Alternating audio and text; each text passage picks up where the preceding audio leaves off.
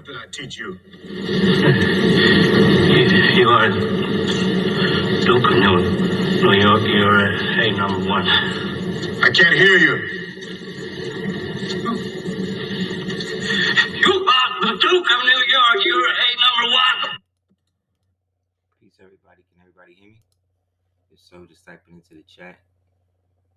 Welcome to anybody that's coming into class for the first time. I appreciate you. Great. If you need anything or want to ask anything or whatever, just type it into the chat.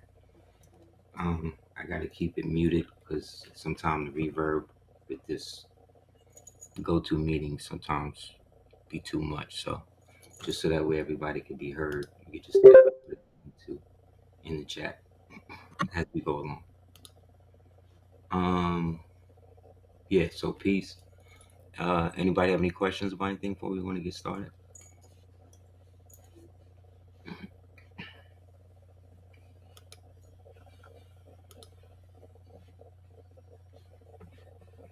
If so, just type it into the chat.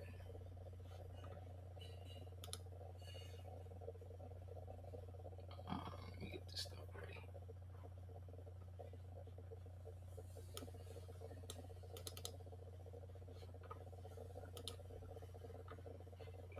Okay, exactly where they begin. So much stuff been going on, right? It's crazy. Well, one of the things that's happening that they're not talking about, of course, is what's happening with the banks and the silver. One, silver is the type of commodity that is used both as a currency as well as almost like an instrumentality. So you're able to use it for a bunch of different things. But back in the 50s, I believe, the late 60s, the regime at that time, corporate US regime at that time, which was really living high off the horse after World War II, they signed this thing called the Silver Act. And what the Silver Act did was it basically put a ceiling on what China could do with their silver globally. Prior to the dollar becoming the world's reserve currency, the world's reserve currency prior to that was the pound sterling silver out of Britain. But after World War II, after everything was snatched up, the US basically took the position, and the dollar then took the monetary position as the world reserve currency. As the world reserve currency holder, all world currency had to be converted to dollars and then translated into the currency of whatever nation is trying to do international business. Okay, everybody got that, right? Once that became so, China at that time was one of the only nations in the world that was still using silver in their day-to-day economy as well as international purchases. So this destroyed China's ability to maintain their position in the silver exchanges based upon the United States basically bullying the market and making it so that way they basically start hoarding the silver themselves. What this did was that this collapsed the Chiang Kai-shek government, which was running it, I believe, and then they subsequently fell to the Maoists, and we know all the human destruction, and it wound up with 50 million people dead behind that. So what happened then was that because the United States had time to accumulate all of the silver that they needed, they started to basically create a hustle with it. So they started to create silver certificates that they could then sell or give to the bank, however the exchange went. And then the bank could use those certificates in lieu of the amount of silver that the certificate was said to have represented. Everybody got that? Once they did that, excuse me, they created a vacuum because now they started printing silver certificates the way they was printing money. Hold on a second, let me get some water.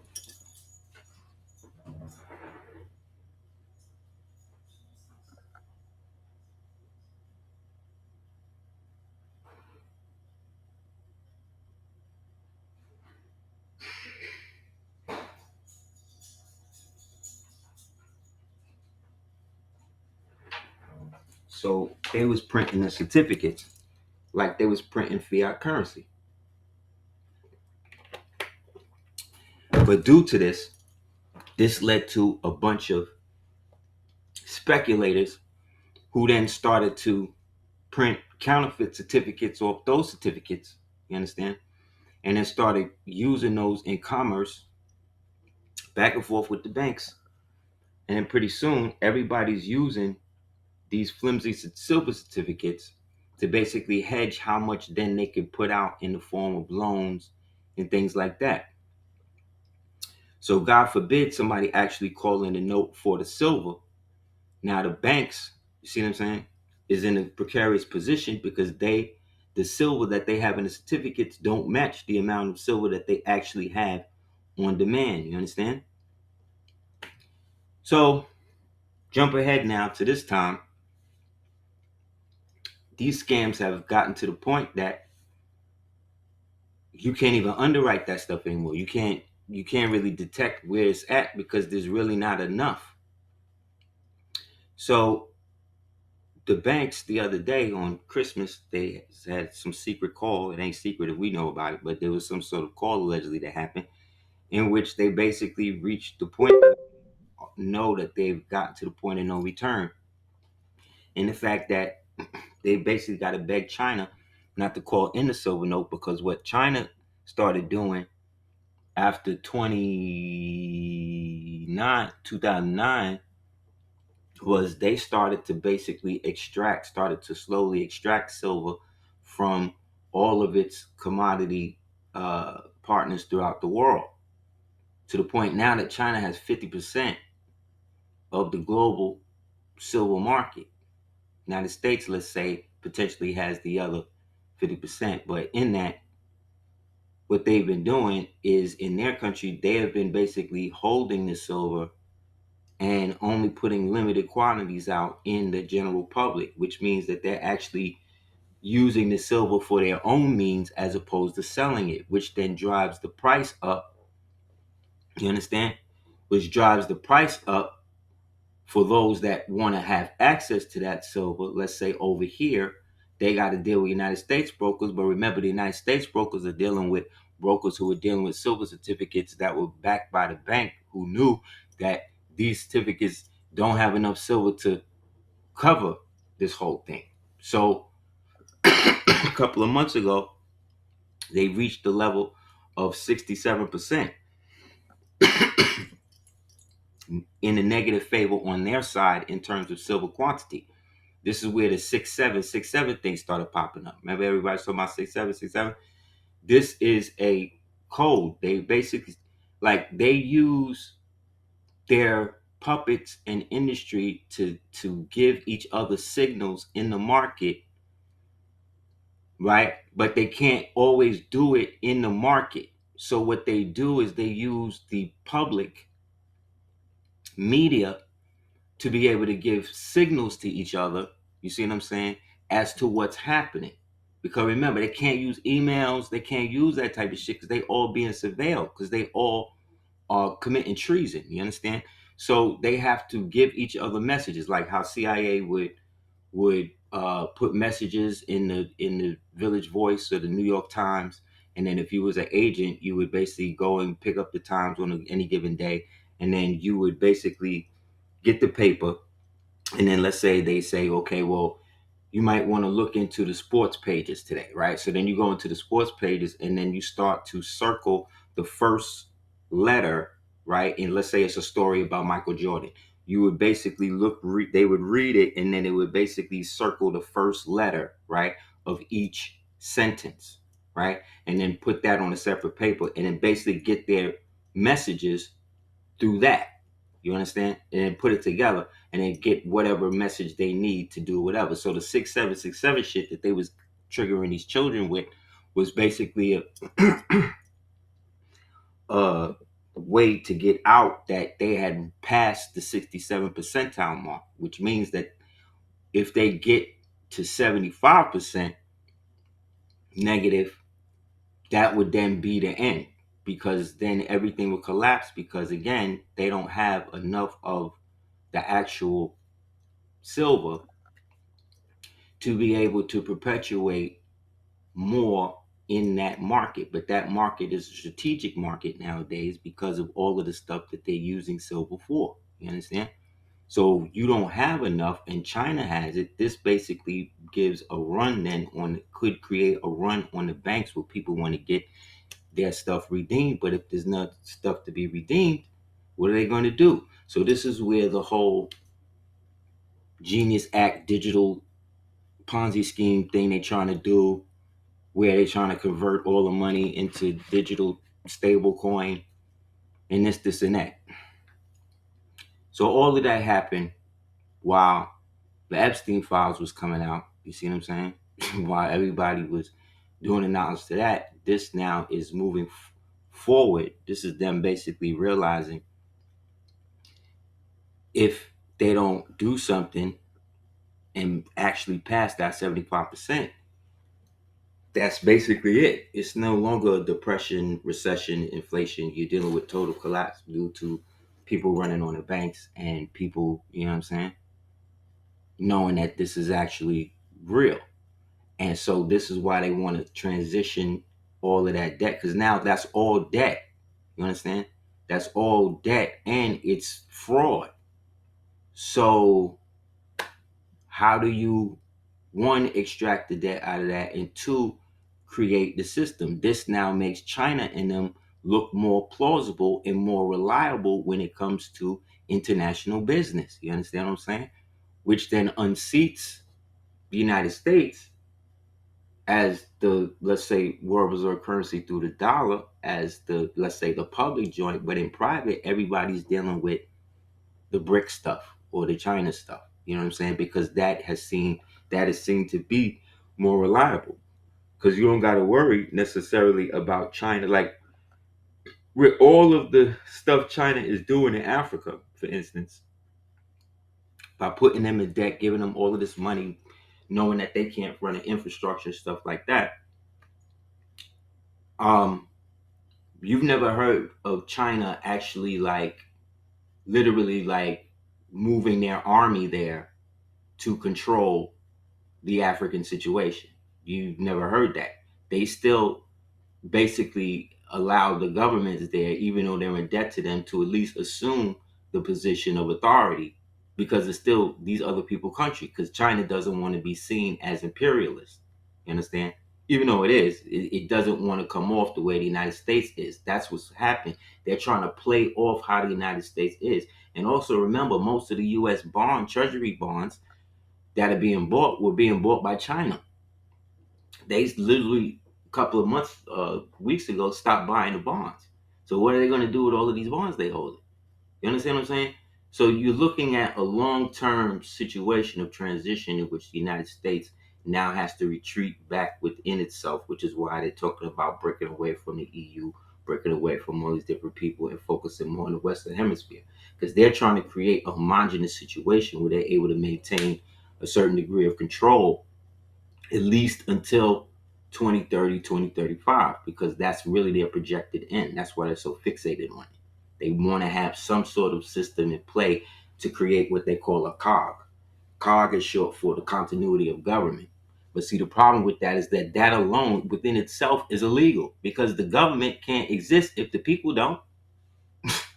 How you going to have a United States government in a bunker somewhere and everything, and all the people is just gone? Who are they governing? Who are they? Only them? You understand what I'm saying? It can't continue because technically it's illegal. Only the people have the right to perpetuate the said government that they themselves gave the right to exist. So any government that's trying to perpetuate its own existence without the right of the people is no longer the people's government. That is a occupational government that was set up most likely by some sort of insurgency, some sort of coup d'etat, some sort of statecraft that had nothing to do with the real Republican form or electoral based system. You understand? So that's how you know you're living in a tyranny.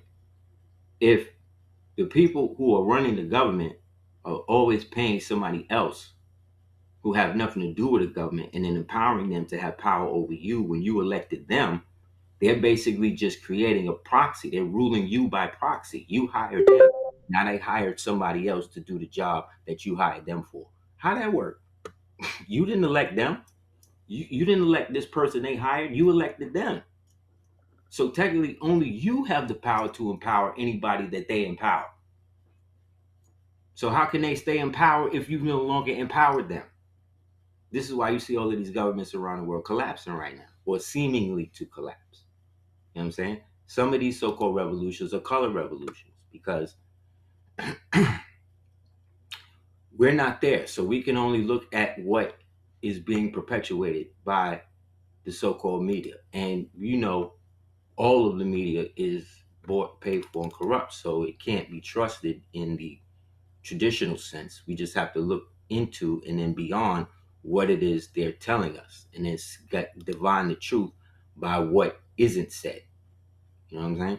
You understand?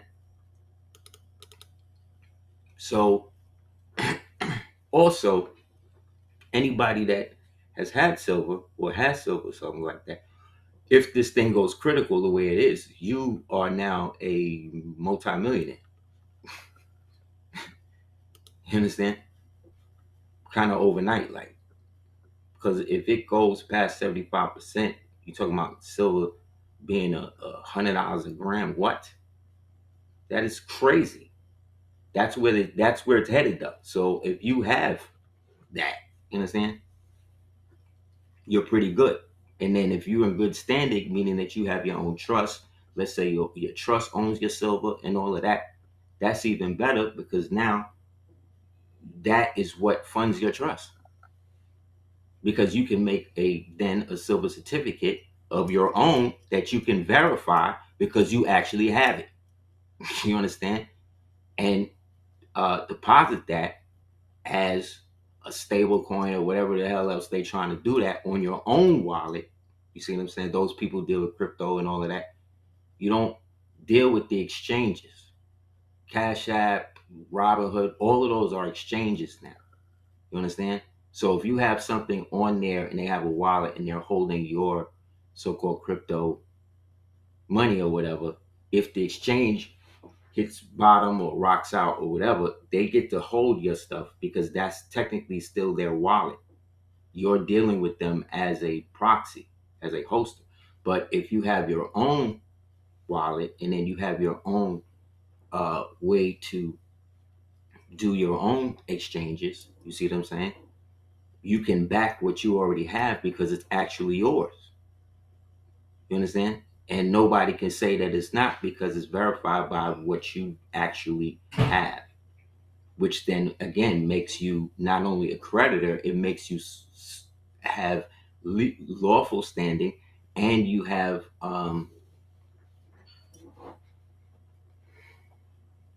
equity, right? Because it's all on behalf of the trust. So you don't own it. So it can be invested in all of that without ever having to actually leave the trust itself, which technically is the bank, you know. And then now with a nationality on top of that, you see what I'm saying? You get to add the next layer of protection, which is the deification due to your covenant again as a more American or whatever, or whatever spiritual system, you know what I'm saying, you want to associate with that, which then again makes it more of a otherworldly covenant that has a physical manifestation, which then means that the assets of that are like that of the assets of a church or a temple. It just so happens to be tied up to this trust that you You see what I'm saying? Happen to be of a national identity, of an indigenous identity to this landmass that allows you to access all of that. So, it's pros and cons with everything with this, bro. But I'm just trying to let you know this is why it's all thing. Then they think they slick. They put out all of this Epstein stuff and had it redacted, and then some little Caucasian girl, Molly, just found a way to just unredact it with a button. So now everybody unredacting everything, and it's just looking. They all just looking crazy. Some people out here looking crazy. Some of the stuff that you read about, that I went through. It's so much, but the little stuff that I did see, these dudes, it's we always knew everybody was down with it. It's just at some point, people have to just accept the fact that the only way out, you know what I'm saying, is for everybody to fully admit that this thing has gone tits up. You know what I mean? And this sudden need for American imperialism has now reached a zenith in which they are where we were in 1492. You know what I'm saying? To the point they are enacting all first the tariffs go down, right? The tariffs happen. So that's now bringing the spirit of Lord Tarifa, the Moorish general who established the first tariff system, you know what I mean, under His Excellency Jabral al-Tariq Abdullah, conqueror of Europe.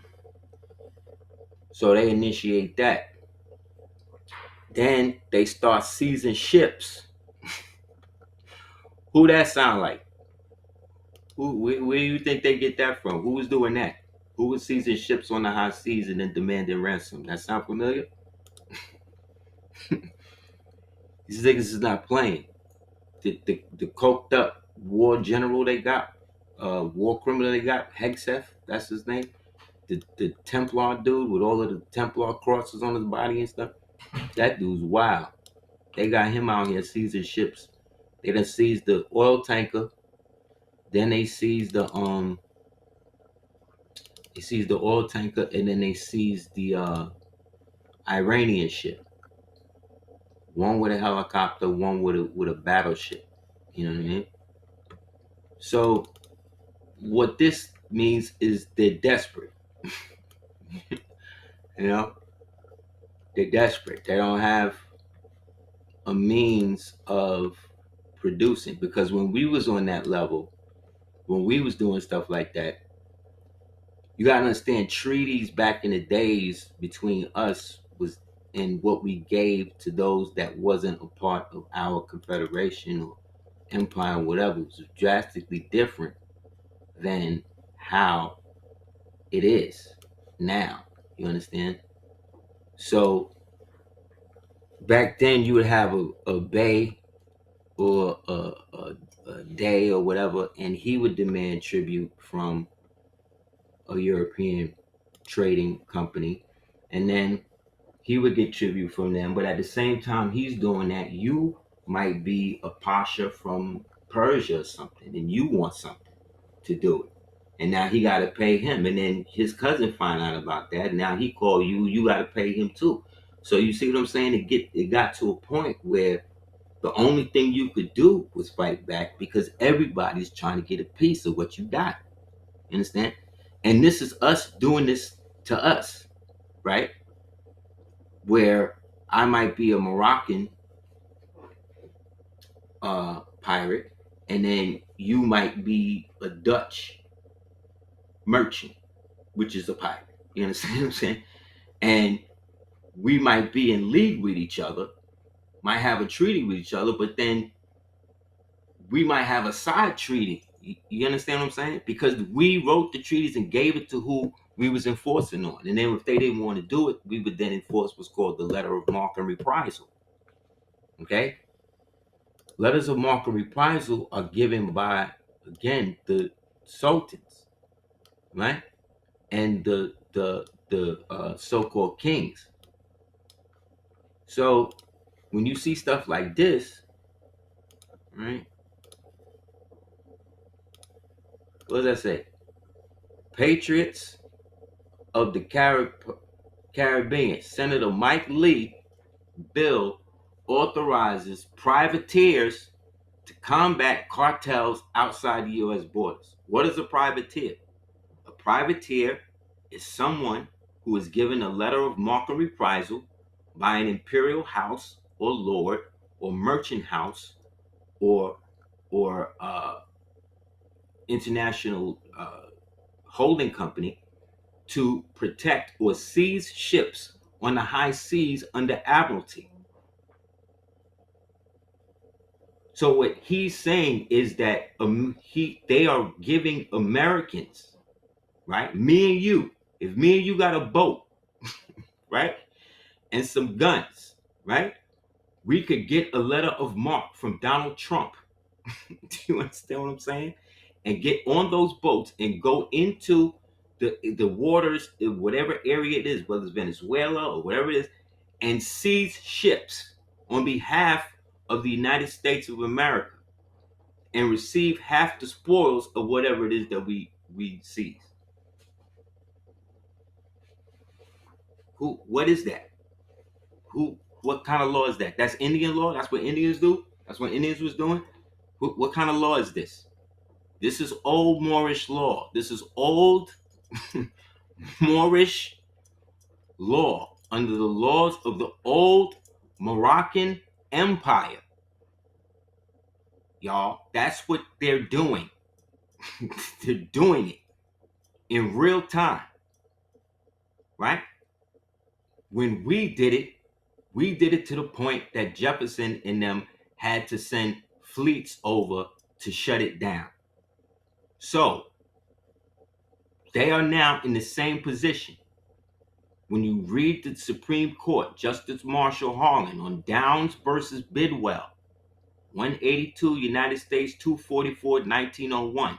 This is also tied into the treaty series 240 241. Gave the following dissenting opinion. The dissenting opinion, meaning he was the one who was trying to tell the truth of what was going on, and everybody else was going along with the BS. And what did he say? Two national governments exist, one to be maintained under the Constitution with all its restrictions, and the other to be maintained by Congress outside. See that? Outside. And independently of that what? Instrument. So this refers to Congress as an instrument, right, of the Constitution, of which it is under. Congress is not above the Constitution. The Constitution was established to keep the government and Congress in check. The Articles of Association, the Articles of Confederation established the perpetual union that can never go away. That perpetual union has a republican style of government. That republican style of government is in league with international and ancient treaties that allowed it to come into existence. That government, which is perpetual, which is a what? More perfect union, allowed the establishment then of the unalienable rights, which is the Bill of Rights, to go along with that said uh, uh, Constitution and Articles of Confederation, which then work in tandem, right? As was anciently referred to as the threefold republic. Man, God, what we call God creates man. Man creates government. Therefore, man can never be under government unless man ceases to be man and becomes a creature of government, which is also known as an instrument or a person, right? And so these people created a circumstance at the fall of our government where they were able to usurp the initial framework of what was already established, and then engage in a 250-year campaign. CM Bay refers it to as the, excuse me, he refers to it as this 379 years of intermittent conflict. Either way, it led to the wars in Barbary, the Moorish wars, the collapse of the old world, the war between the ancients and the moderns, and then the reestablishment under these new dictums that we understand as law, which is all based on hostile takeover and Roman occupation. So when they tell you, these treaties and Moorish things, not that when they are actively acting and using Moorish law and stuff like that in secret and also in public, this is a direct example of such, right? Letters of marque is the letters that people like Bass Reeves received from the court when he went out there and gunned down all them white people and brought them for them bounties. It's the same situation because they brought the Admiralty law on sea. We'll get into how they did that in a minute. So everybody following, right? Yes, sanctioned piracy. Yes, yes. But remember, what's the irony now is that he's now hating the Somali pirates, right? The Somali people. But excuse me, however, the Somali people took their circumstance into their own hands because NATO had given the sanction due to United States toppling their government, and with the power vacuum and having the rebels to always keep everything destabilized, that allowed corporations to pay them to keep it destabilized so they can go in there, take over the ports, and basically use the shores of Somalia as a nuclear waste dump. A dump for so-called nuclear waste, if you believe in nuclear energy. And so they did so much of this that they was poisoning their fishing waters and they could no longer get no fish, no money, couldn't eat. So they decided to take matters into their own hands and got Kalashnikovs and all of that and started seizing ships to the point where they started making major bread. And so they were then using that money initially to repatriate, send their peoples to school in other countries, get everything proper so that way they could eventually get, these are the patriots of Somalia now, to be able to get their government and their peoples back, educate their youth from abroad, have them come back, build up the country, kick the corporations out.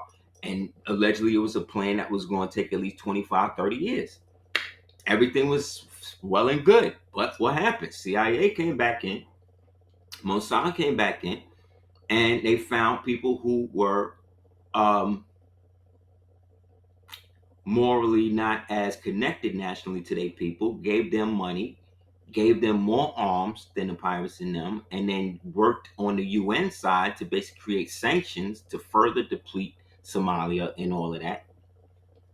And then started to put money, Israel started to put money into funding a puppet district government that they could eventually set up their own District of Columbia type system in Somalia called Somaliland.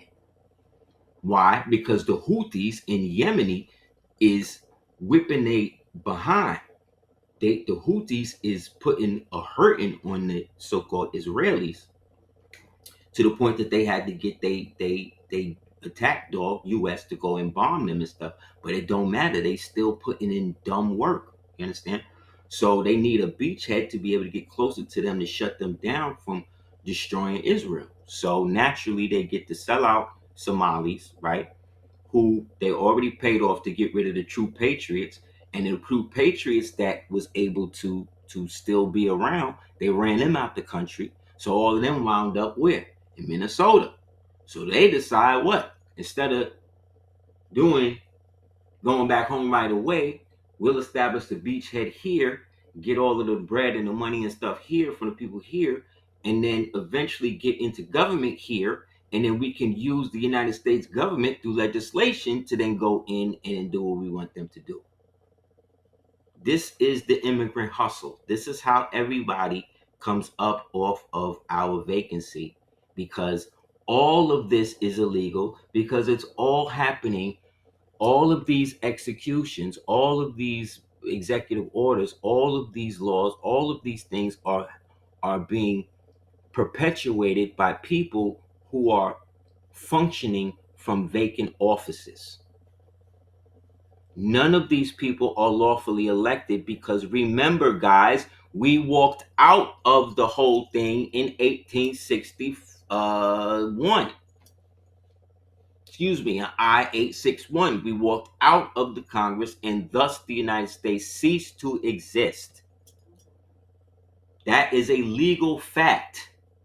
This is not pseudo, because anything that niggas can't deal with on a real intellectual level, they try to bring into pseudo. And then when you can also tie in a spiritual aspect to these physical acts and these treasonous things that these people do, they can't relate to that, because they're still basing the history off of what they've been told by people who are told to lie to them. You have to reconstruct the history that fits in the model by which you have declared your nationality. None of these people are what they say they are, but they are that, and they will all agree that they are that, especially when it comes to you. You're the only one that's trying to force your own people to try to say what they are, prove who they are, and why they saying this or why they saying that. And nobody else in the world is doing that. They're going along with the lie, because their whole goal is to keep us at odds with each other. All of us is indigenous to the Americas. That's from America. Period. Right? So we shouldn't be trying to destiny swap with each other, right? From who and what we really are. But the problem is we are inundated and infested with secret societies and people who have obligations and oaths that supersede their common sense and moral fortitude. You understand? And they will go and stop at nothing to maintain this position that they have acquired, because this is all they got. However, we are in the age of the revealing, and everything is done with one stroke of a keystroke. All of the stuff was unredacted, like that. And now everybody's taking shots at all of the unredacted stuff. And now all of that is now proving more and more that all of this is not only collusion, this is not only monopoly, this is not only RICO, this is uh the princes and principalities and powers in high places being brought down. Understand? Being brought down to our level without us having to protest, without us having to do nothing. You have to understand, the people who are destroying and have done everything, these are the people that they expect to expose and lock themselves up. They're not going to ever do that. It is not the government's responsibility to keep itself from being corrupt. It's the people's responsibility to stop the government from being corrupt. That's an actual case. Somebody actually brought them to law and said that. Just like it's not the obligation of the police to protect anybody. They are there to protect the property. But if the person is, i.e., the property, then you are under their protection. But that protection means that you're subject to, not subject of. Because what? There are two national governments that exist here. But they are talking to you like you under one. They kidnapping you out of one and trying you in the other. They tell you the truth and the lie at the same time. They're the iron and the clay. Can't mix. Remember the movie Green Mile? Right? Remember that movie? Remember John Coffey? The big black man who was magic, is basically Jesus and all of that. That whole movie was based on, right, that whole movie was based on the little boy they killed. It was a boy. He wasn't even 10 years old. I don't even remember his name. Look up the first young man or the first child killed by electrocution in the United States. It actually was a little black boy, but they couldn't make a movie where the little boy, where they showing you they gonna execute the little boy when they knew not only he didn't do it, but it was a little boy. So what do? They get a black man who's a giant with the mind of a child to make it easier for us to accept them killing him. It was an outrage when it happened back in the days, but we were prisoners of war. What were we supposed to do? Because the class that was supposed to help us out of our prisoner of war status, they down with these niggas. We're gonna get to that in a minute.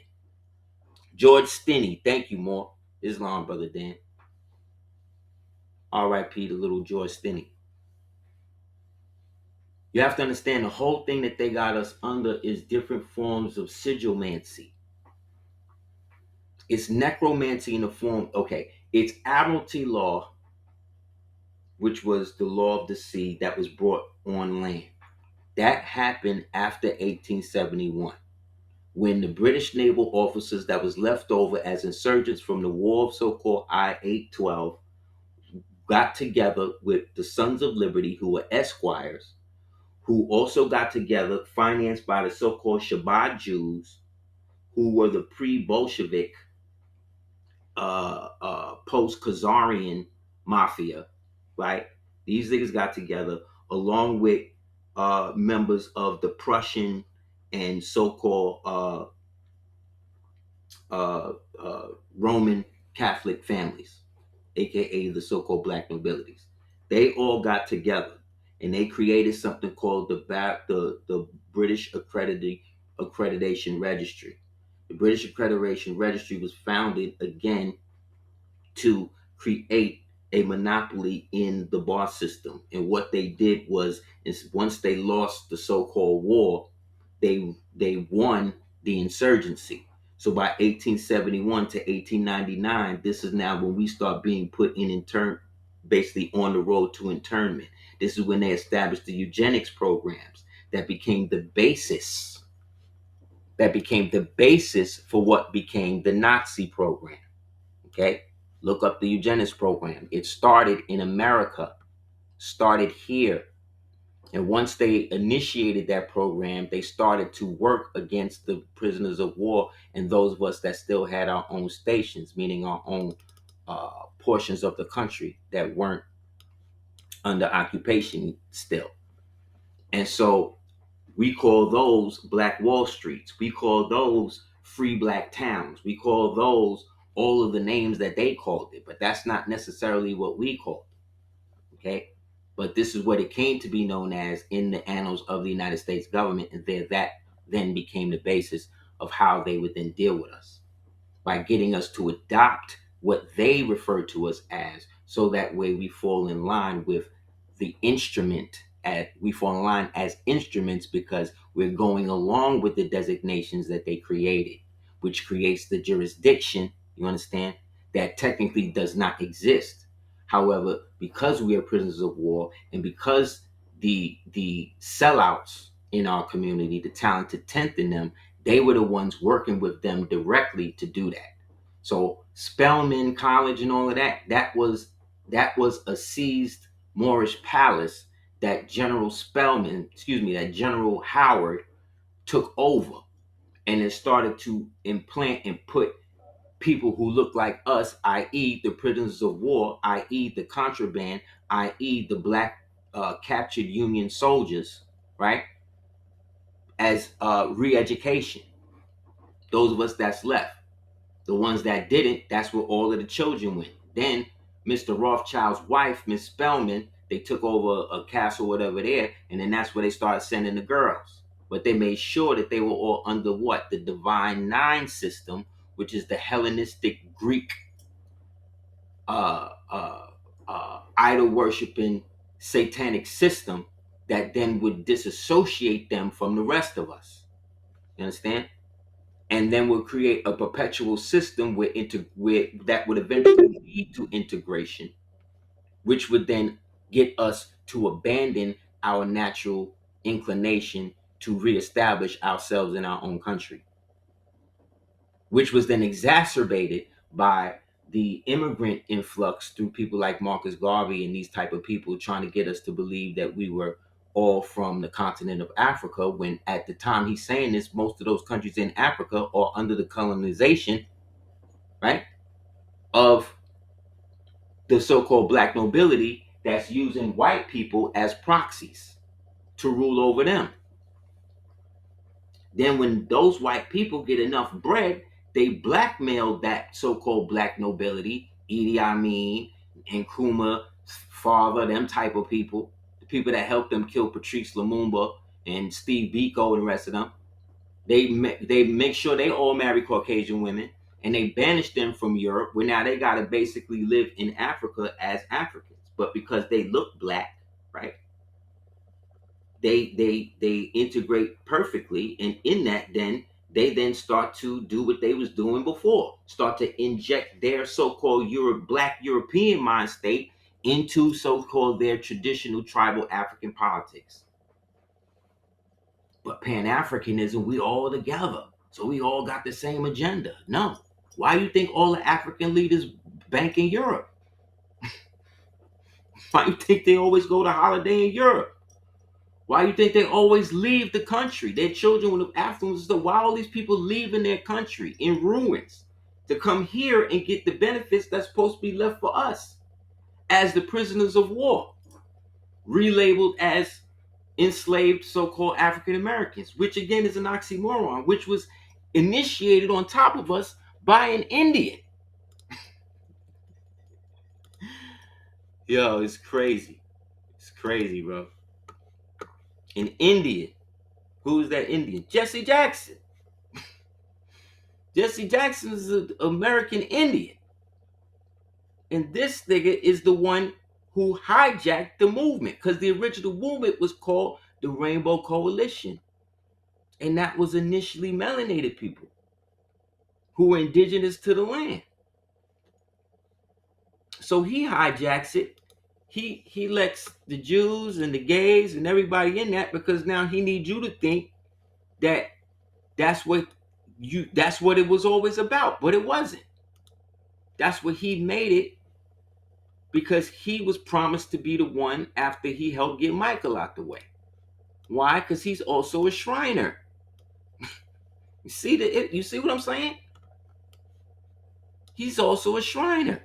So of course he's with it, because he's a part of the problem. He's the dude who descend from the dudes who made these deals to basically help put other people in position where they will always get paid out on the back end and go along with the fake moniker, so long as it would be their group and their progeny and their families to move up.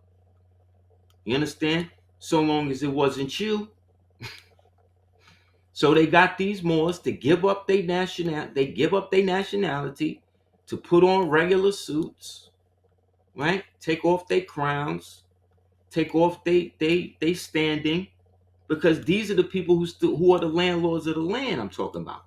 This is our grandmothers, grandfathers, great great grandmothers, great great grandfathers that was already here, that had been fighting and been holding on up until this point, but now have gotten to the point where they have been so uh worked on, and Booker T. Washington and all of these people coming out and telling you, and we gotta up you mighty race and all of this racism and all of this stuff. How is it that Ida B. Wells found out who was getting lynched before they got lynched? What was up with that? How she know that? She was in New York. She's in New York. How she find out? How she find out when the weekend of it happened? To be able to write all of these books and shit about how they knew where these places was at. How is it that we got pictures of all of these Caucasian people looking at these black men, black women hung, black babies hung? We got their pictures. How come nobody ever did a follow-up story to find out what happened to these people? Who these people are today? Who their descendants are today? Why is it you've never heard of an African coming over here to find his lost ancestors? Have you ever heard of that? Have you ever seen a movie about that? Have you ever heard anybody? Have you met an African that ever asked you that? hey, what American tribe are you from? Because I'm from Waldorf or whatever, and we have records of such and such and such. So I want to see if you has that ever happened to you? No, it's never happened, and it never will happen because it didn't happen that way. And we got to stop trying to unify and put ourselves in situations with people who have been working generationally to keep us under this spell that we're something that we're not. I'm not saying that we don't have African nativity. I'm not saying that. I'm not saying that. I'm saying that if you're born here as an indigenous melanated person, excuse me, being, you are here as a melanated person, indigenous. You understand what I'm saying? Like, if you're from here, if you're born here, that's what you are. We're the only people in the world where somebody can ask you, hey, where you from? You say America. They say, no, I mean, where your family from? What do you mean? What do you mean where they from? I just told you. You understand what I'm saying? It's a scam. We got scammed by people who were supposed to look out for us because they were the ones that was supposed to be there. Remember, the real name of the Civil Rights Bill is the Indian Rights Act. And to sign it into law, right, he had to have the Indian people, the Indian chiefs that helped them do it. You understand? To help him sign it into law. Okay?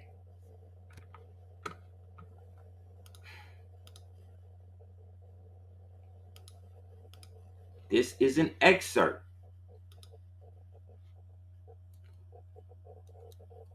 Excerpt from UCLA Film and Television Archives. Hearst, you know about Hearst, Rosebud and all that. Hearst, Metrotone News Collection. Lyndon B. Johnson signs the Civil Rights Bill 1968, Washington, D.C. Lyndon B. Johnson signs the act, right? Fair Housing Act that prohibits discrimination, financing, rental, or sale of homes due to ethnicity, national origin, or religion. Right? Remember, the Civil Rights Act is the Indian Rights Act. Well, that's what it was. So to the public, it is the Civil Rights Act. To the people in the know, right, it is the Indian Rights Act. Because the only people that had the ability to help enforce it with the United States are the descendants of the people who actually have access or true rights to the land, right? Who's the indigenous chiefs in them, right? Okay. Remember, I told you, in order to do that, though, they had to give it up, right? So these are the chiefs. Wait, sorry. These are the chiefs.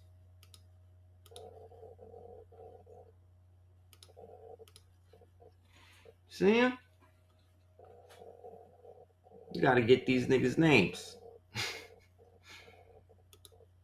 These is the people. King was there. Michael was there. This is them, right? No feathers, no turbans, no feathers, no joints on, right? You would think that they just regular black people, right? So-called blacks, right? That's what you think. Why? Because they dressed up in European clothes and they look like the Europeans, right? Wrong.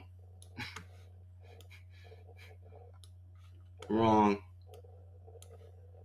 But remember, the media painted it as the civil rights thing, the public thing, the black thing, the colorable law thing, the integration thing, to get you away from the nationality thing, to get you away from it.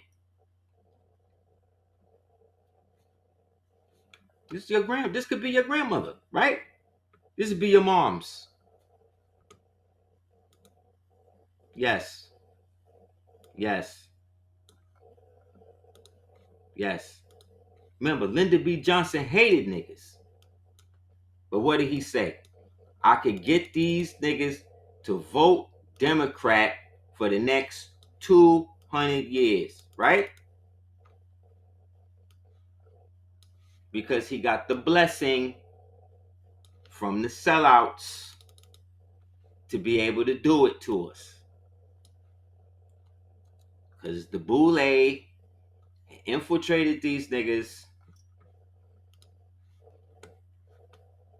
up until this point, got them to give up the royal garb, and show up looking like everybody else, blending in. See? Hiding in plain sight. These niggas got a nationality. These are American Indians. That's why they walk around freely. You don't see no police. You don't see no people with no guns around them, do you? Look at all the white people sitting in the back. Look at this is at the height of the era where they was literally controlling niggas. Look at all these white people standing up in the back. Why are they doing that? Because these ain't regular niggas in their eyes. And what did these guys do? These guys, right? I'm gonna show you how they come into play with the Freemason thing. How it all link up. Okay, I got that right. Yeah, these is them.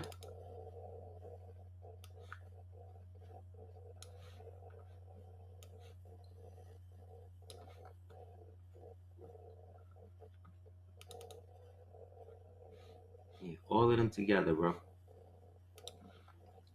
Front row.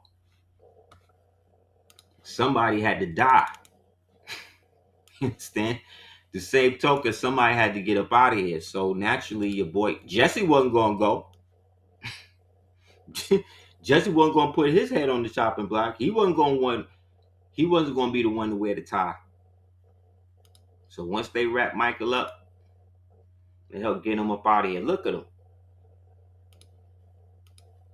Now imagine this dude with a headdress on and feathers, or fez and a turban.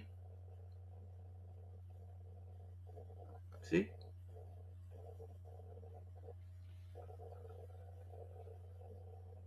Because when they all dressed alike, you can't tell them apart.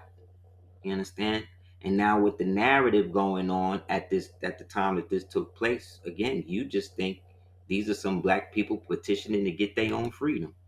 No, these dudes already free. These dudes got oil wells. These people got money. These people are well off. These people got a nationality. They just were taught after a certain point that they got to keep that thing. That's why you don't. That's why as integrated and as so-called black as a lot of the so-called black American Indian communities can be, to the general populace, they're basically islands unto themselves. Because part of the deals, not saying that the ones today or people who weren't connected to this made those deals, because obviously the people who didn't make the deals, you see what they did to them. They would just put on non-reservations. The non-reservations were the projects. You understand?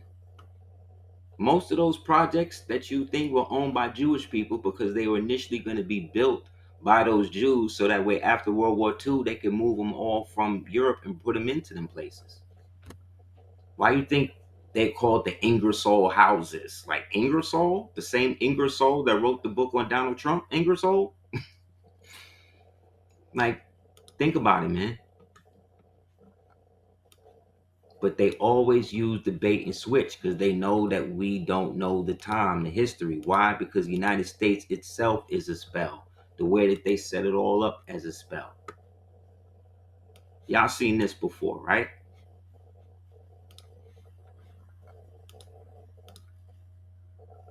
You know what that is, right? You've seen it before, right? Y'all know what it is? You know what they tell you. You know what they'll tell you this. Okay, so on the esoteric tip, this is supposed to represent what they call the hex alpha. So some Moors believe that this is a symbol of the fez, right? Others see the six-pointed star within all of the five-pointed stars inside of it, right? You see that. So that exists within it too. Therefore, it can also be an allusion to the star of Remphan, right? Which they call today the Star of David, correct? But where does this sit in, like, where is it positioned? Where you seen it?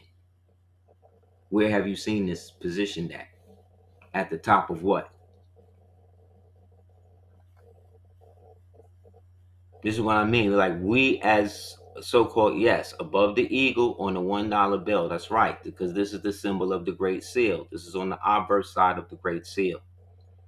See, all of these symbols and all of these things was already here by our ancestors, bro. These people just came and adopted it all and used subterfuge to fuse themselves with it, because a lot of them in the beginning looked exactly like us. Washington, Lincoln, all these niggas look like us. That's why they were able to get away with certain things. But while that was happening, there was also a decoy society happening simultaneously, where these people were using the old subterfuge trick from Europe, where they would use Caucasian decoys to be able to create themselves in those Caucasian communities, in these types of communities, right? This thing is called, let me put it up. This thing is actually called a diatom, okay? A diatom. What are they? They are a large group of single algae that are among the most common types of phytoplankton. The composition, their cell walls are made of silica, glass, and feature intricate, beautiful patterns. The function, they are primary producers that perform photosynthesis, contributing to a significant amount of oxygen to the atmosphere, as serving as a food source for other organisms. Habitat found where? In oceans, meaning that it's connected to admiralty, fresh water, and even moist soil. Where did I tell you that the barrister accredited registry established themselves? They established themselves at the ports, the courts, the rivers, right? Because this is a symbol of the entity. The diatom is the entity that is transliterated through light. What is Lucifer? The light bearer, right? Light functions through what? Photosynthesis, right? Have you ever heard the term, you'll never break the glass ceiling? It says their cell walls are made of silica, glass, and feature intricate, beautiful patterns like angels, right? And they are primary producers that produce the light, contributing to a significant amount of air, oxygen, to the atmosphere, right? And then which then serve it as a food source for other organisms. Other organisms can mean me, you, the birds, the trees, the entities. You understand? Everybody's being fed off of that because the diatoms were activated in the onset of their insurgency. And they position themselves by using the symbolism of what diatoms are to be able to establish diagrams around all of the areas by which we had imperial control. And it was able to break that down by using the weaker amongst us to help perpetuate their warped view of how our country should be run. So barristers and these types of people are, again, entities. Lawyers are entities. The word attorney means to transfer the will from one to another. So their job is to turn you from a living being into a dead host so that way they can hear you and do business with you. It is all spiritual. It's always been spiritual. The physical representation of this is just the byproduct. What we're dealing with is the type of entity that will use anything at its disposal, and at every second of the day has created something so subtle to keep you entrained on it that you don't even see it. By which now I'm showing you that you've seen this thing every year of your life that you lived in this country. Has anybody ever told you what one of these things are, what it actually is?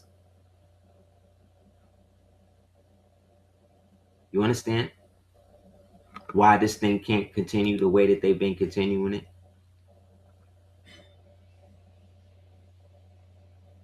So all of these on the obverse basically under that. So basically this is really just under the diatom, because the diatoms are the entities, the fallen stars. You see them? Right? The 13 stars, the 13 fallen angels coming out of heaven. You see, this is the clouds, right? This is the firmament, right? That they are now bound into as water molecules because they have died. Dia, like deify, meaning God, Dios. Tom, so again, meaning time or tome, to write.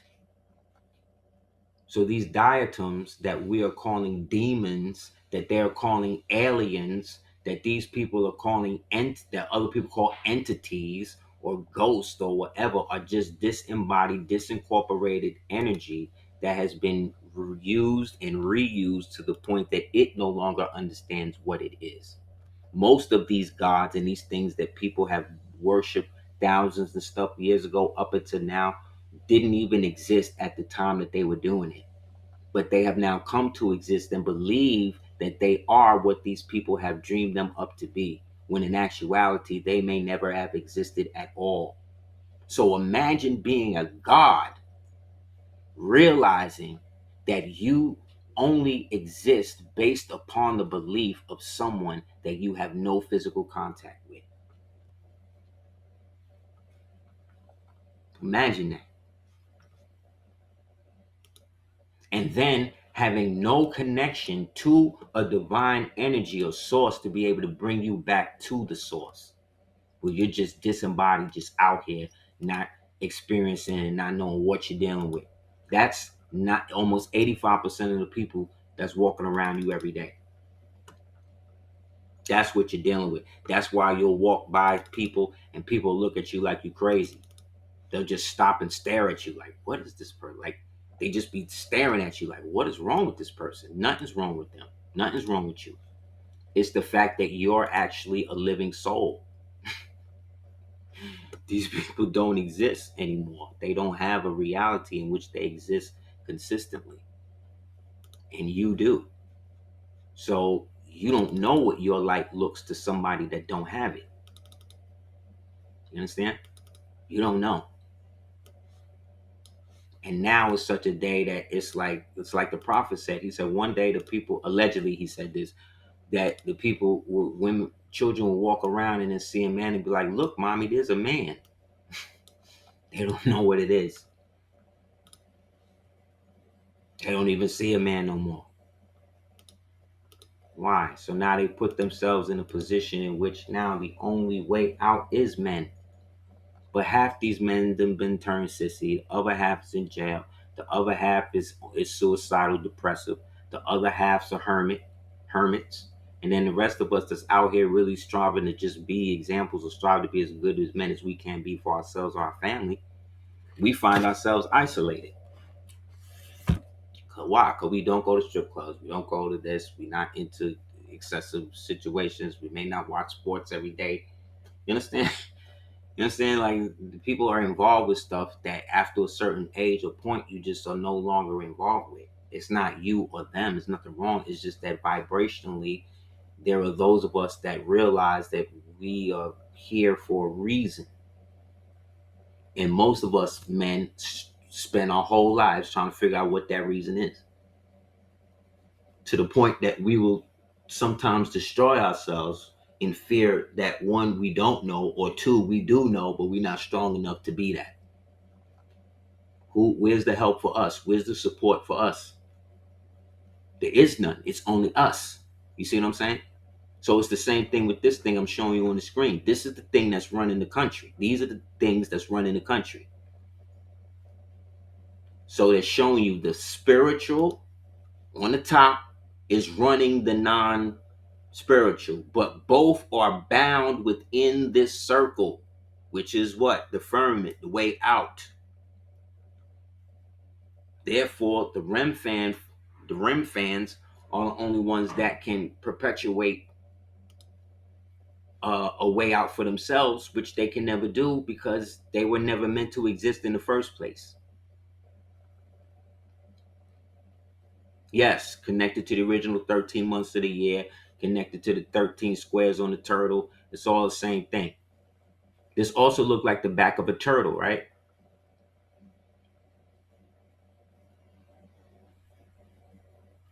Because, like I said, this is what the country is run by: symbols. And those symbols are manipulated to keep us all at each other's throats. And those symbols are manipulated by the priests who understand how to use those symbols. Okay?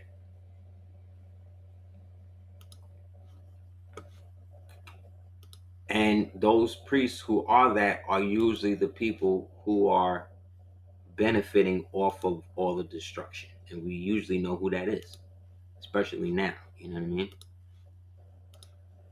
Let me get this whole up. Uh, one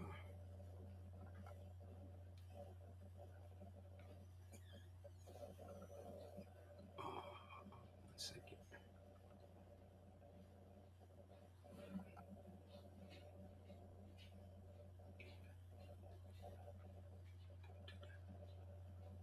Uh, Give me 1 second, y'all.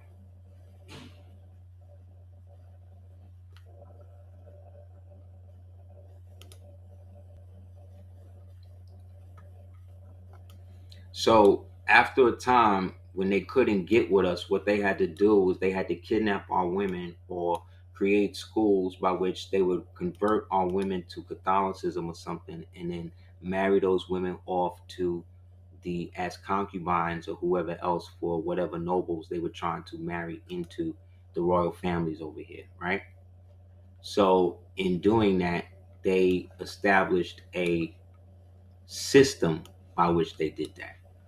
And so color and the variation of color became the transfixion, because remember, all of these people were eugenicists. And all these eugenicists eventually became Nazis, white Nazis. And those white Nazis basically used their position to help destroy Europa, and everybody else. Okay. Um, their position further allowed them to have greater jurisdiction over the so-called Goyim, because by this time the United States had been sold out, right? And the Republic had basically been put on the shelf. So Rockefeller allegedly was able to purchase property from different, again, dirty Moors, and be able to funnel that into the standard railroad system, that they were then able to reestablish primary communications. Because remember, all of this was after the war that we had lost. So while we was away fighting all of the wars, right, these people came over and started what they call race riots to be able to take control of the lands that we were disassociated with because we was away fighting. Then when we came back home, we were now subject to whatever situations that our wives had been put into. After World War II, or during World War II, white women were the ones who went to white men and told them that they needed to do something about the black middle class or the black upper middle class, because they was tired of seeing black women live lives of leisure, driving around in cars, fancy houses, all that. Because while our men was away fighting, we didn't use banks. We only used banks that was owned by melanated people. So we was able to keep our money. And our wives, I guess for whatever reason, was loyal back then, and they was able to use that to not do that. So then white men created a law in which they've had to find a way to get black women dependent on the system, and thus welfare was born. But at first, white people was even against that. They did not want black women to receive welfare because that was supposed to go to the so-called white people who was dying in the war, right? But remember, the white people were the newly supplanted immigrant race that was brought in there to displace the original POWs, who was us, who were the original descendants of the government, who are now forced or regaled to basically work within it in order to basically raise ourselves up. The same way Japan was destitute after the war and they built themselves up and had their own country, that was supposed to happen with us. It never did, because integration shut that down. It made it say that we were willing to go into their society, you see what I'm saying? Which was separate and more poorer than ours. But once we merged with them, now they could use our names, our credit, our land, our oil, our diamonds, our copper, our silver, our buildings to add on to them, to add up their balance sheet, to look like they got more money, which they didn't, because all that money was tied up with us in our land jurisdiction. So what did they do? They built something around that called the Bureau of Land Management, aka BLM. So don't you see the irony of them using BLM as a means to steal money from you and your community, and using black women, a black woman whose last name was Colors, to do it? Like, are we that slow? But that's pseudo too, right? That's that. I'm just seeing shit. I'm just making that up, right? No, no. What it be is most of these niggas is cool with the way shit is, man. They don't want it all the way. They like it just like this. They like bootlicking and everything else they doing. They don't want to deal with stuff like this. Because now that gets into why are all of these countries around the world have the same colors as the flag of the Muskogee Confederation? Was in existence before the country of Ethiopia. That was existence in before the country of Italy. That was existence before the country of what you call it. Why is they have the same colors?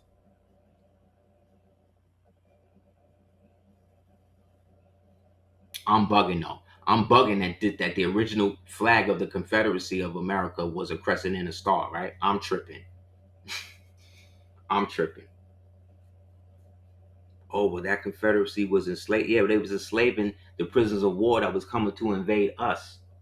But naturally, we go with what the white man say about the Confederation and what the Pan Africans say about the Confederation. So what the hell do we know? And why would they call American Indian tribes barbarous when barbarous was the term that they was using to describe Moors? Anybody answer that? I got a reason for that? No. You know what I'm saying? Like it's little stuff that be getting me with people. Um, where is this thing at? Yes. Oh yeah, here it is. This is from the book called Florida Historical Quarterly. Okay,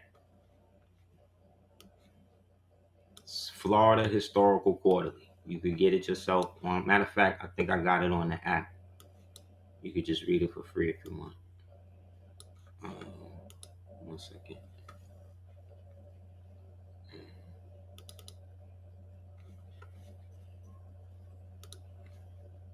Okay. Uh,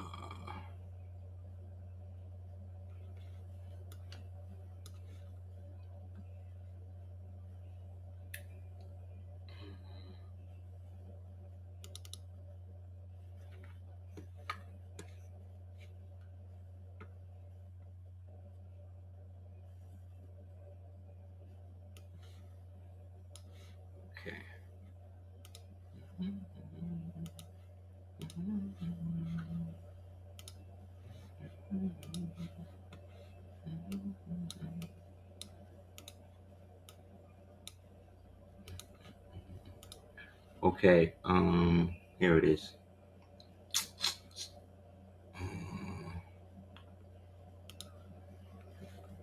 Here we go. This from the Florida Quarterly, Historical Quarterly. And it says the frontier and Inquisition was just as important as in the United States history. There was an eternal war against the Moors, but those men and women who prayed to Allah left a profound imprint upon Spain. The Spanish nation was recast in a Moorish mold, giving origin to a new character that was an amalgamation of Africa and Europe. So what they telling you is that this Spain that you're talking about that fell was not no damn white people. It was a bunch of light-skinned, so-called melanated people, right? The same ones we would see today and call as Puerto Ricans or Dominicans or something. At the crossroad between these two continents was finally created a nationality most appropriate and typical of its geographical location. It was a nation full of energy, ready to turn the page. She would now go in pursuit of conquest instead of having to serve as an unwilling host to conquerors. The page was turned in I-492, one of the most memorable years in world history. The last so-called Moorish Arab soldier left Europe and peace came to Spain. Now listen to this. Many veterans whose ancestors for ages had made a living of fighting along the frontier became unemployed. Peace could not bring a complete social and economic dislocation. But the good luck was with Spain because this same year, a little known sailor by the name of Columbus opened up a new frontier across the ocean in the Indies, later known as America. And the 7th century war of reconquest was continued after 1492 in America. Instead of the Moors, the American Indians became the target. So again, that's it, Moors. I don't know how clear we can be as to who and what was going on. There's no white people at this point in power. The people making the decisions is people who are Moors. And what these Spaniards did was raise up a whole nother bastard race and then educated them with such malice against a general population that they could use them as a decoy power to help propel them further into power in other parts of the world, Spain in question.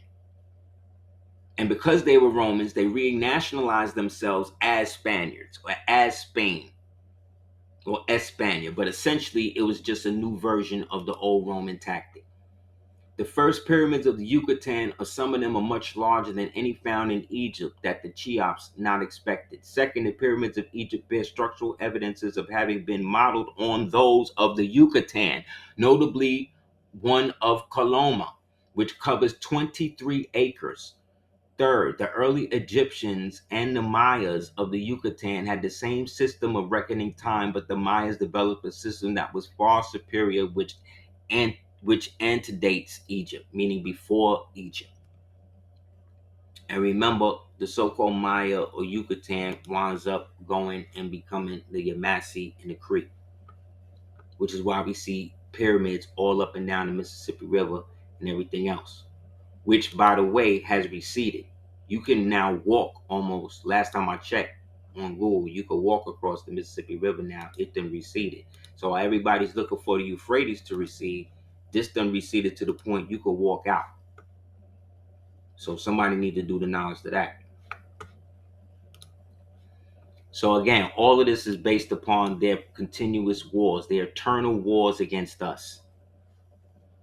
That's why everybody hates. That's why it's almost a privilege to be this and know that you're really this and really live this how you are. Because none of these people would exist. None of these people would have anything if it wasn't for what we left behind to them. And we can say that with no course of distinction. Because I'm showing you they use a Moorish law in modern day right in your face.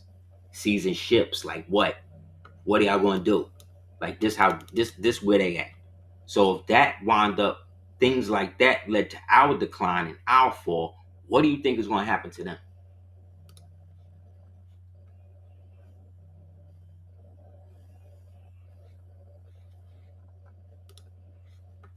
It's not going to be good.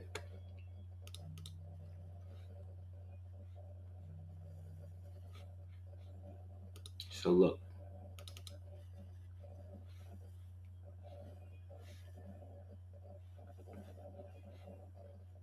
in the Colorado Register is where you find the original 13th Amendment. Therefore, it's originally still in effect because it can never not be.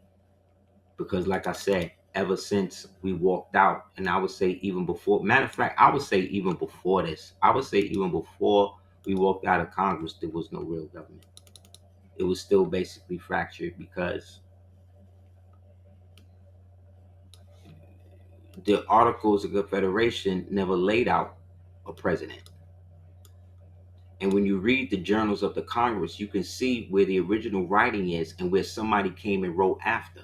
The other element of that is that all of these niggas was esquires. They were all had titles of nobility from the queen, from the crown. You was either the cross or the crown. So they had that from the crown.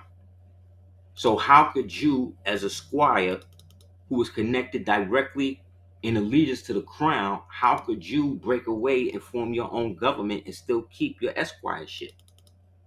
Does that make sense?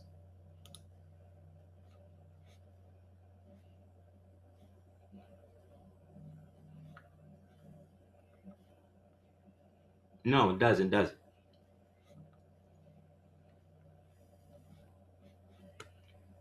This was found in London, okay?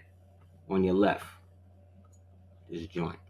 And then on your right is your peoples, well, not your peoples, but them peoples cosplaying us again.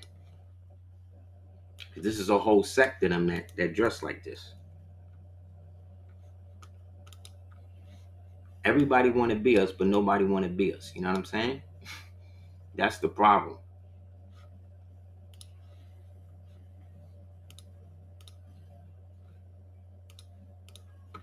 You know what I'm saying? Look, this head on the right dates to approximately 1500 BC, 1000 BC also. The foundations of archaeology related sciences as we know it presently were laid out in the mid 1800s during our encapsulation and our internment as prisoners of war. This was during the time when the Europeans were perfecting their worldwide white supremacy paradigm. Scholars in various fields during this time took the position, often under professional pressure, that anything that their respective fields contradicted the emerging white supremacist paradigm was to be suppressed and never destroyed. Also, any scholar contradicting this paradigm was discredited and had their careers destroyed. By these people, by these motherfuckers right here. These are the people doing it. These are the people who created your school textbooks. These are the people who created the TV shows. These are the people who created your Bible. People don't want to deal with that. Yeah, these people wrote your Bible after they left Babylon. Okay? I was reading the Bible today and I was reading about King David, and King David was a horrible person. Do y'all know that? Have y'all read this shit that the stuff that King David did? I had no idea. I was reading about this. I'm like, this nigga is horrible. This dude is horrible, yo. What's wrong with this? Like, he was doing some wild stuff. Also, it says in the Bible, look, read it. Matter of fact, let me just get it. Because I don't know, man. I don't know. Every day I just look at things a little different, and it just is so bizarre that our people are so locked into stuff that has nothing to do with reality and what stuff actually was.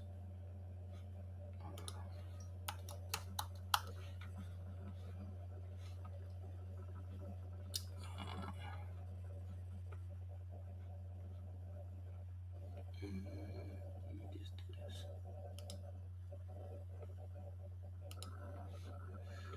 Let me just do this.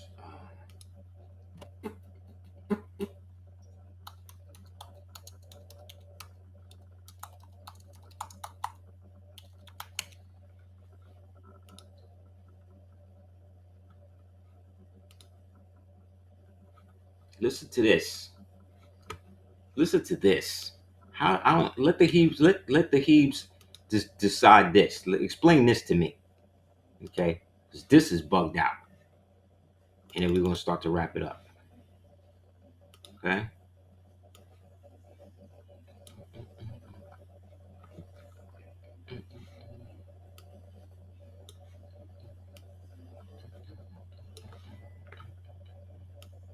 Hold up. I'm sorry.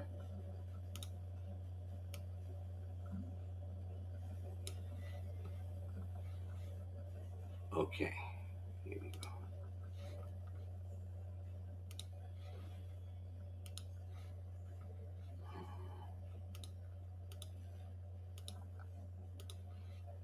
All right. It says Satan stood up against Israel and moved David to number Israel.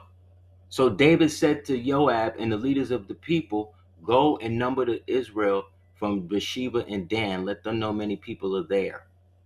And Joab said, "May the Lord add to his people number of times as many as they are. But my Lord King, they are not all my Lord's servants. Why does my Lord want this thing done? Why should he bring guilt upon Israel?" The king's words were stronger than Joab, and Joab left and went through all of Israel and returned to Israel, and he gave the number of the people to David. They were 1,100,000 men, all in Israel, right? Then the Lord said to Gad, David man's son, "Go and tell David, this is what the Lord says. I give you three things to choose from. Choose one from them that I may do it to you." So he sinned against God. So when he says what we're reading is David basically was the one that created the first birth certificates. What is numbering the people? That's giving people numbers, right? Didn't they do that in Auschwitz? Didn't they do that to us? That's what conquered people do. They give conquered people numbers. So the story further up, you didn't read further up, but it says that God urged Satan. One of the translations says that God urged Satan to do this to David. Then when David did it, God then punished David for doing what God told Satan to do to David.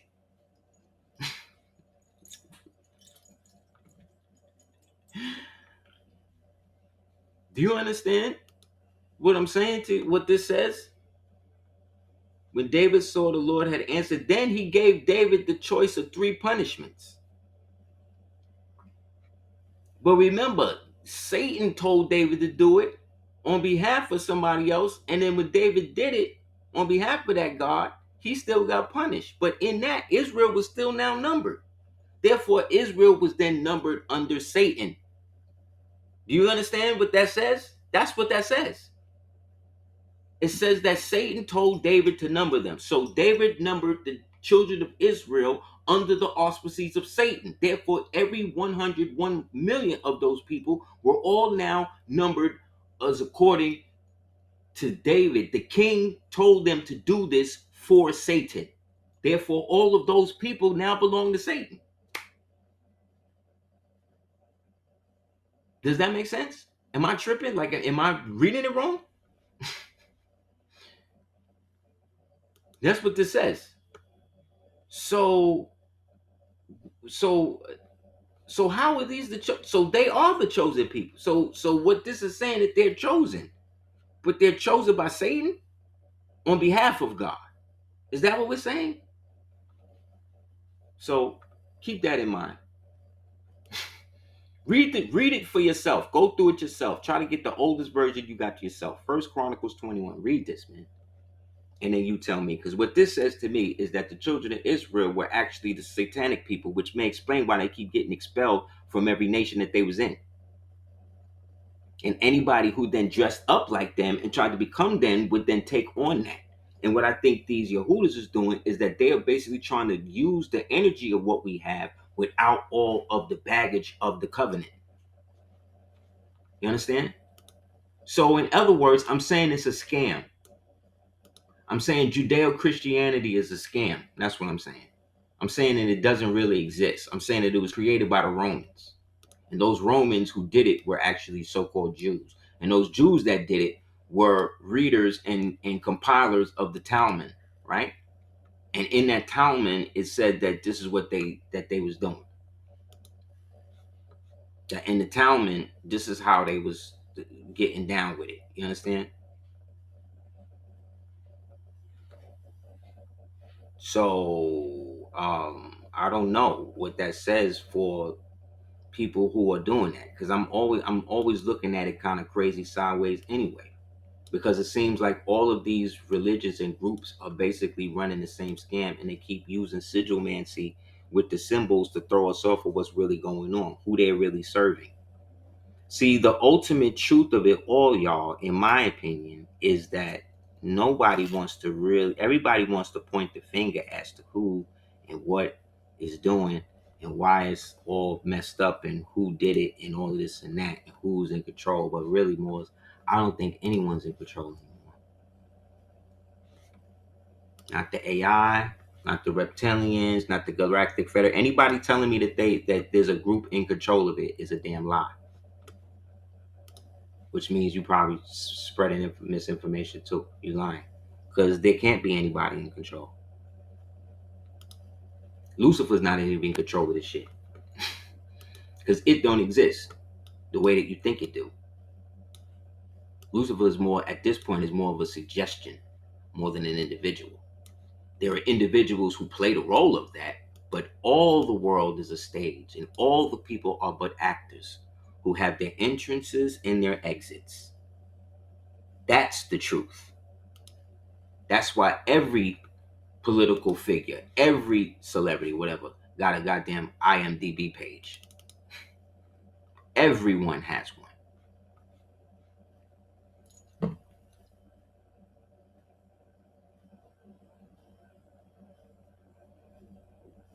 So we can't get caught up in the forest for the trees.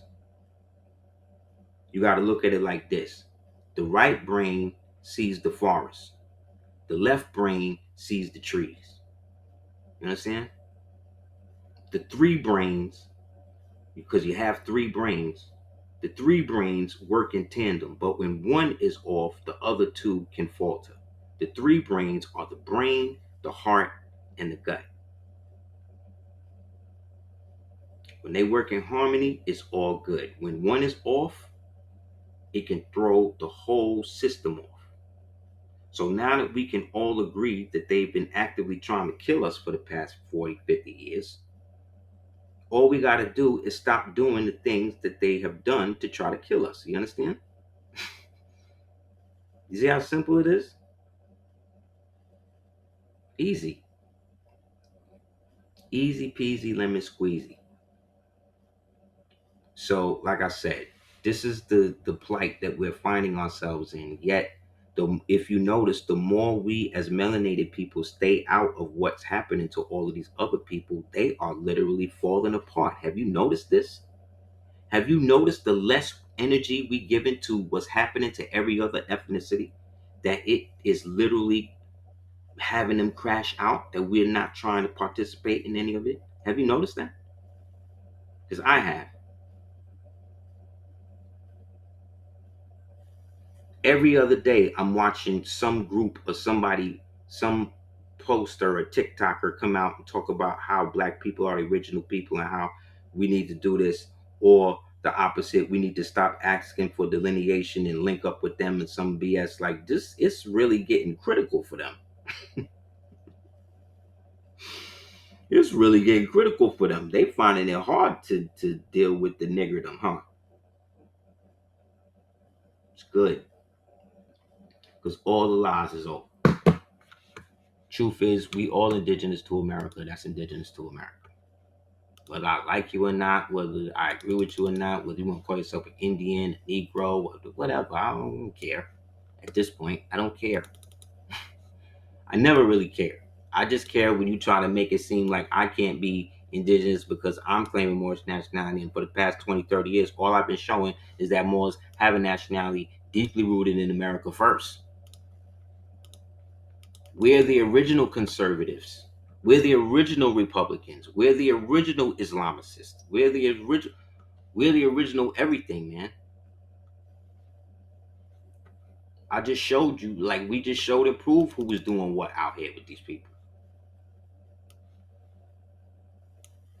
We got to get to the point that we shut all of these demons down, because none of them have helped us where we're going. It is a priesthood. The Freemasonic orders, in whatever fashion that they're operating in, they're following dead pledges. They don't even realize what, half these niggas don't even realize what they're doing. Most of it is just used to wrap up people and make them food for diatoms. Like in Dune, they use their water. That's why they so creatively bankrupt. They can't create nothing new. They keep the old oaths going. Half the shit they doing, they think is coming from them, and it come from a whole different spiritual system. Y'all seen the symbol of the Eastern stars and all that, right? That ain't got nothing to do with with Minerva and all that shit they talking about. That's based on an actual religion of people who wear fezzes and turbans. If you didn't know, they called the Druze. And you can't be a Druze. In order to be a Druze and follow the Druze religion, you got to be direct descendant of somebody who's a Druze today in the religion. You can't just be that. So what happened? Some joker came, hijacked the symbol, and now we're gonna use it for our stuff. We just gonna put a pentagram in the middle to give homage to Lucifer. Like, this shit is played out, yo. It's all played out. Sacrificing people for money and power is played out. It's played out. You can't get no money like that no more. I'm telling you, it's more hassle than what it really is. Playing yourself. The real power is in the knowing that it's gonna happen regardless, and not needing no other vessel to sacrifice to do it. Knowing that the true and living kingdom is truly within. Is truly what you manifest. If you hungry, you eat, right? So if you want money, you get money, right? Easy. Money is not evil. Money is the root to evil. Why? Because niggas will put money above their integrity. But that's not how all niggas are. That's how those niggas are. So why are we comparing ourselves to those niggas? What the Dirty Moors did have to do with me today if I'm not carrying on what they did? If I'm constantly talking about how dirty these niggas was. That don't make all Moors at the time dirty. That's why we had beef. Because we was going against the grain. And these niggas wanted to create a whole nother empire, a whole nother race that wasn't based in spirituality. So of course we're gonna go to war over that. You understand? So these Moors, right, decided that they had to come back home. And all these European Moors and all these Asiatic Moors came back over here to try to marry back into the family. And we couldn't do it. Not everybody was with it. So some of these niggas was rapey and they tried to rape them their way in. And so we killed them, and then it just created vendetta.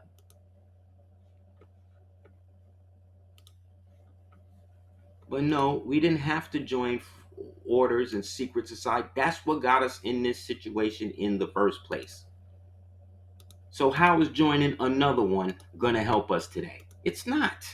You're just doing that to get you off, and that's cool. But don't act like you need to do this to get knowledge. It's stupid. It's dumb at this point. Just say you like the camaraderie, you like the fraternity. It's cool. These are the main families. So again, these are the Moors traditional that was fighting against these ones. Okay? The Borchesi, the Barberini, these demons.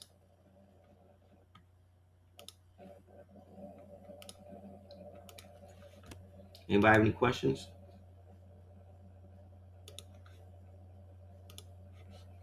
Another one. This is Christopher Colon family, the Colonna, who are the Varca, because his real name is Salvador Varca, which is another way of saying Barca. because I think they were one of the Carthaginian families that helped sell out Hannibal and them, and that was given palliaments by the Roman Imperium to join them and shit. So who knows? Yeah, here we go.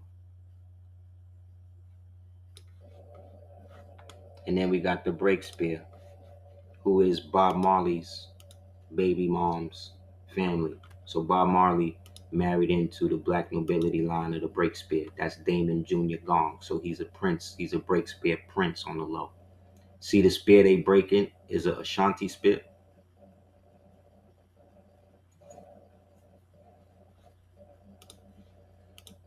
Then you got the Gaetani or the Kiatani, who were really old Gaetulian Moors who sold out and joined up with the Moorish papacy. See what I'm saying? All of these are noble families that sold out and those that also fought against the sellouts. So it is that. Anybody have any questions?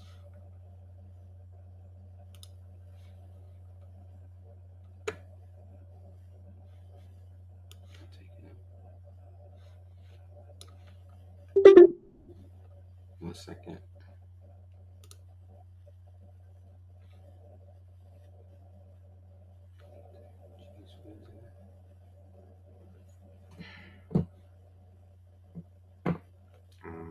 Give me 1 second. I thought I sent it.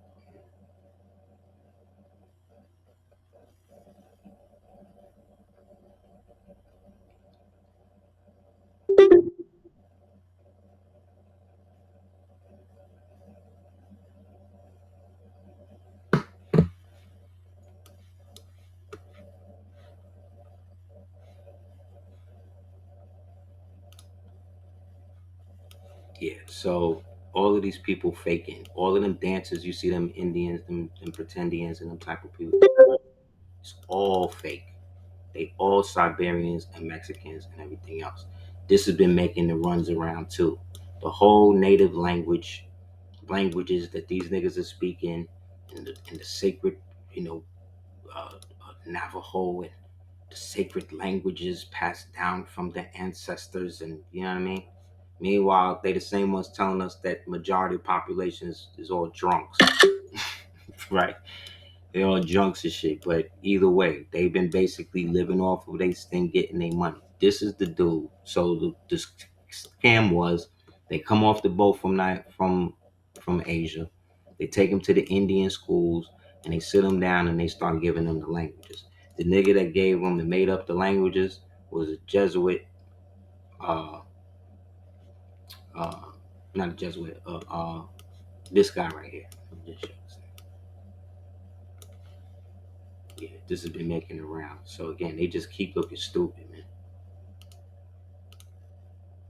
So when you think about what's happening with these people and all the stuff they be doing, this is what they doing. Wait, I can start using that. This is the guy that created the Indian languages. This guy right here. So it was fake. Why? Because he was a fake Cherokee. The real Cherokee government was usurped and taken over by these people who weren't even real Cherokees themselves. And what they decided to do was wipe out and murder the original mound builders, i.e., the Washita, dug the mound there, those Moors, wiped them out, and then they built shit on they land. You can get the book, United States, History of the United States, get that.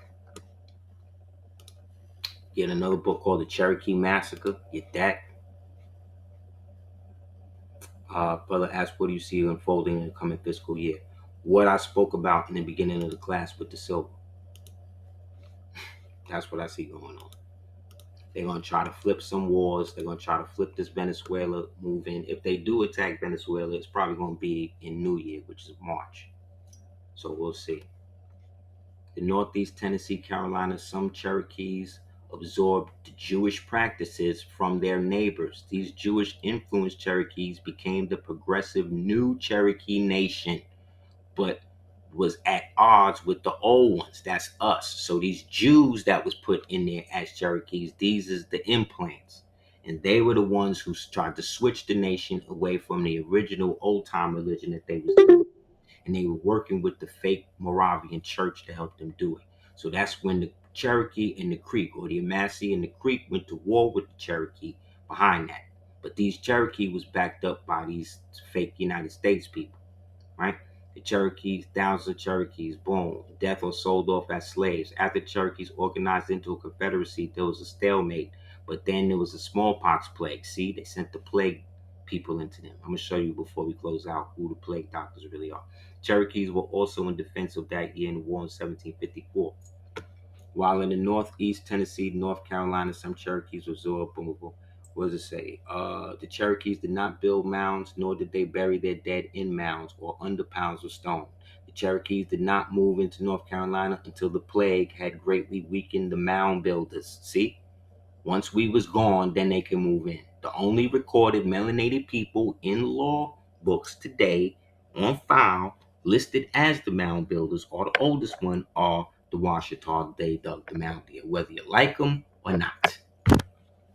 They describe themselves as Moors. So you got to eat it. The Cherokees were members of the Appalachian Confederacy and allies of the Creeks until the early 1700s. That's when they started infusing them with all of these Jews. And they started getting the Jews to work to convert them to a form of Christianity that they could control. All of your Christmas carols were written by Jews. All of your favorite joints, all of your favorite, what you call it, a lot of your gospel songs are written by Jews. The Cherokees never lived south of the Hiawassee River in North Carolina until after the American Revolution, because they could not have possibly built the track rock stone walls. The only traditional religion of the Cherokee involved the worship of the conjuring of demons. In Hicks' day, the conjurers held more power over more conservative and thus poorer. These conjurers they talk about are the high priestesses, the hoodoo people, the root workers, your grandmothers, Moors. That's who they talking about. That's the religion that these so-called Cherokees get. That's why there's a difference between the Ananawiya and the so-called Cherokee or Cherokee or the Talsalagi or the Chartalagi. Because Ghee, is the same as Geese or gay, like in Portuguese, right? So that's that. So it's better we call ourselves what we really are instead of going by the French names and the names of the people who actually worked against us doing that. And that's what they do. They infuse themselves to us, start calling themselves what we call ourselves, to the point where now we can't even do that, because if we do that, we sound crazy. Y'all don't see the hustle? That's what this hustle has always been about. Them getting us to breed ourselves out. This was a Moorish princess that was taken and was forced to give 22 babies to help create more of these niggas. She was forced to do it, right? Look at this one.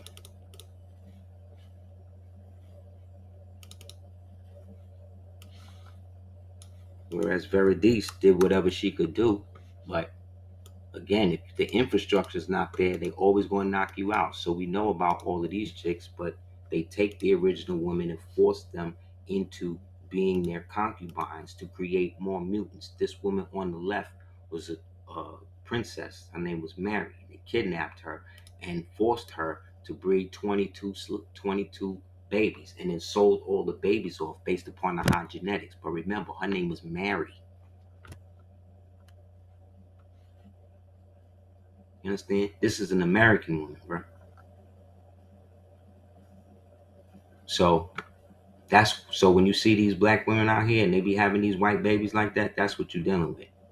You're dealing with a breeding program that they still down with. So they'll sleep, but they'll talk black, but they sleep white and bank green. You understand? Bank green and talk Jew and think Jew. That's the schism. So anybody else have any questions?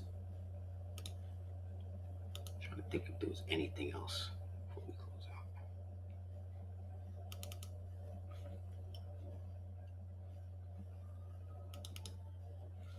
Yeah.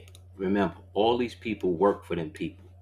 Look at your girl giving the black power sign to her European overlords. This is your girl. This is who they serve.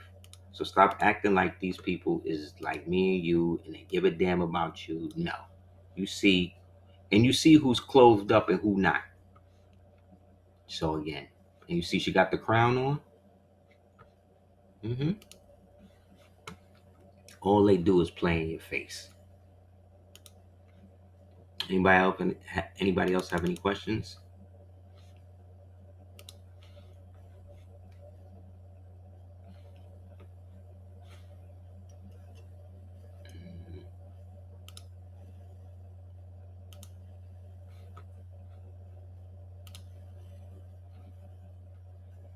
Word. Well, technically, most it ain't. I mean, January is the fiscal new year. Y'all remember? Yeah, we still got till March. That's what I'm saying. They're gonna have everybody thinking shit is popping off, but the real pop off is whatever's gonna be is gonna be in March, because that's New Year. That's when things are actually new. Remember, they talked about going to the war in March. Excuse me, in January back in the days with Iraq, but they finally went to war in March.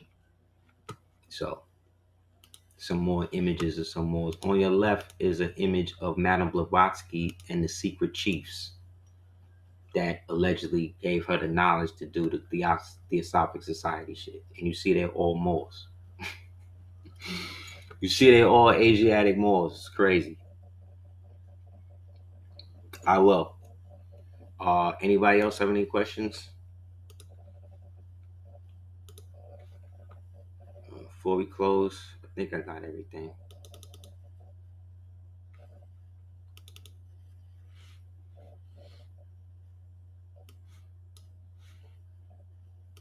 Let me see. Yeah. Oh, yeah. And always remember, man, it was melanated people who ran the Tuskegee, helped run the Tuskegee experiments, And specifically, it was melanated women. Here she go. This woman sat there and watched men that she knew, who she grew up with, and purposely inject them with mercury and all types of poisons, and then would watch them deteriorate, go to their house, go and pray with them, and then she would make ledgers and keep records and all of that and give it back to these white men, and they would use that to do whatever they was doing. Because what happened was they realized they had to start dumbing down our people. Why? Because the actual formula for the U-235 atom that they used to destroy Nagasaki and Hiroshima, that Einstein didn't crack the code. The people in Los Alamos didn't crack the code. It was the melanated men and women at Tuskegee Institute that actually cracked the code on how to actually activate and enrich the uranium for the atom. Look it up. That's what happened. So again, they have never created anything other than decoys and imposters. Okay? Remember, it's always your own people. Remember, move. Remember the whole move situation. Some people say it was fake, but I don't think so. Because I remember I met people who said that they was there. And remember, it was a Boule member, a so-called melanated mayor. I forget this nigga's name, but he ordered the bombing, or they used him to order the bombing of a whole city block and wipe these people out. And then their bones were kidnapped and taken to the Smithsonian, in which they just gave them back last year after 50 plus years. So, not only are we the original people, the original chosen people, the true inheritors of Earth, we are the only ones, in a sense, based upon the knowledge that we're giving to each other now, that have accepted what our true role and responsibility is. So all we can do from this point up, Moors, is come up. You know what I'm saying? Because the worst is actually behind us.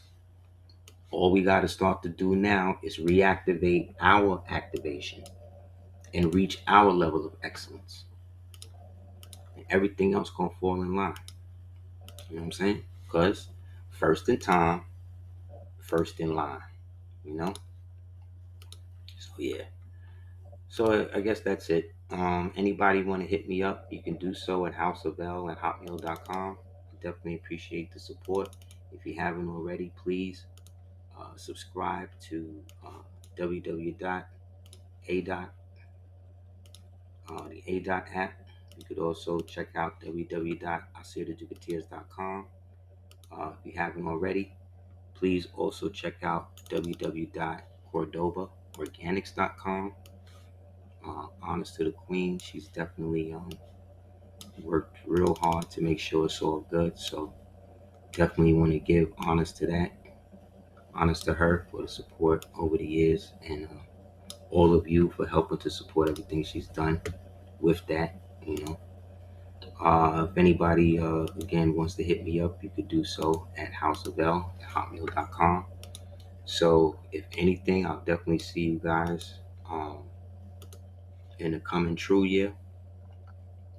You know, and yeah, let's the fiscal new year. Let's get past that so we can get to the true year and see how everything happens from then. But between now and then, start getting, if you can just get a silver coin a day or a silver coin a week or whatever, any silver that you got, what you need to do is get that appraised, weigh it, check the weight against the spot price that's on, and then basically do the math in your head as to how far it's going to go up. They want to try to put a cap on it, but that's only domestic. So they may try to do some fake, try to run on the gold and get people giving their gold and silver, but they're not going to be able to do that because, again, there are two governments at play here. The goal is to live under the private, which is the national, and then do your business through the public, which is the military. All right. So again, thank you guys for the support. If you have anything else, whatever, just let me know. Inshallah. Until then, give thanks, and I appreciate you. Peace. Please subscribe also. They got my page trying to break at least 60,000, even though I know it's probably triple that, but you know how they do your man. So please look out if you haven't already. I appreciate it. All right. Peace, everyone. Stay vigilant.